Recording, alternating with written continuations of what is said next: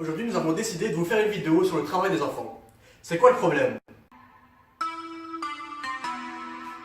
Black Beatles in the city, be back immediately to confiscate the money. Fresh wow. Ah ouais, Hamza, t'as vu mon truc?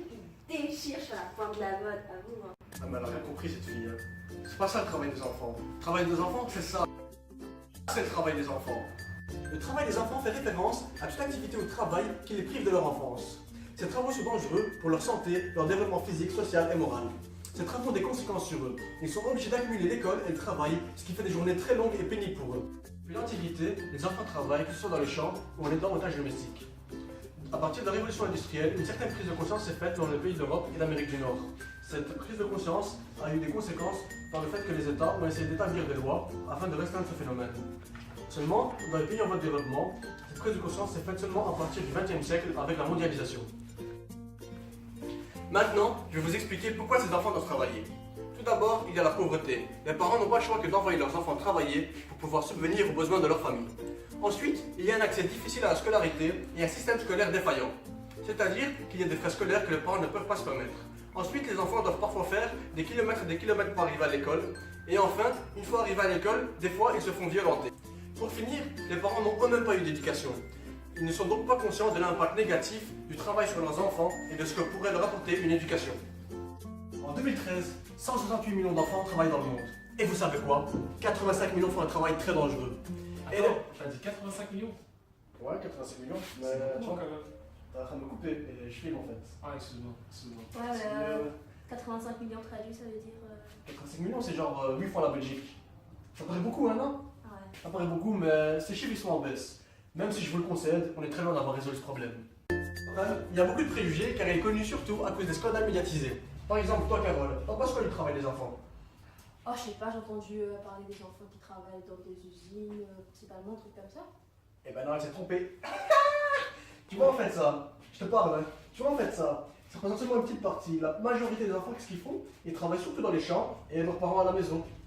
Bon, ok, c'est bon, là ça commence à être saoulant, tes histoires d'enfants et tout ça. Je te laisse avec une histoire d'enfants et puis moi. Ah, excuse-moi. Alors maintenant, je vais vous expliquer dans quel secteur travaillent les enfants. Ça va, tu vas bien? Ça va, attends. Donc je disais, je vais vous expliquer plus précisément dans quel secteur ils travaillent. Wow, qu'est-ce qui se passe? Quoi, tu viens expliquer à ma place? Vas-y, je vais. Vas-y, montre-lui. Je vais mon frère. Vas-y, Anas. Merci, monsieur. Bon, alors, concernant le secteur de l'industrie et de la construction, justement, c'est pas le domaine c'est pas le secteur qui comprend le plus d'enfants, mais c'est celui qui est le plus médiatisé et donc on en a plus conscience. Alors, Hamza, par exemple, où as-tu acheté ton pantalon? Mon jean, si j'ai acheté au Primark, il était pas cher. Pas cher, mais justement, le Primark fait partie d'une des entreprises qui utilisent les enfants pour réduire leurs coûts de production.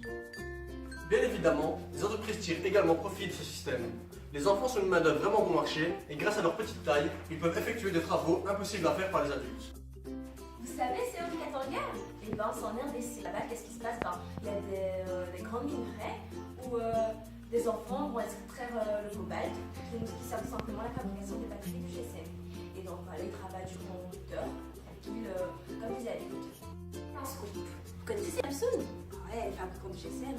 Ben voilà, ils ont suspendu un de leurs contrats avec un collaborateur chinois. Pourquoi? Ben parce qu'il y a une ONG qui fait un rapport. Vous savez qu'est-ce qu'il y avait dans le rapport?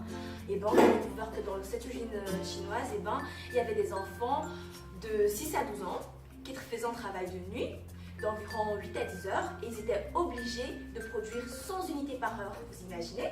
Et non seulement, à part ça, ils sont payés 67% de moins que les adultes. Non mais, on va où là, dites? Je sais ce que vous pensez. Vous pensez que le monde est fait ainsi et qu'on peut rien y faire? Faux!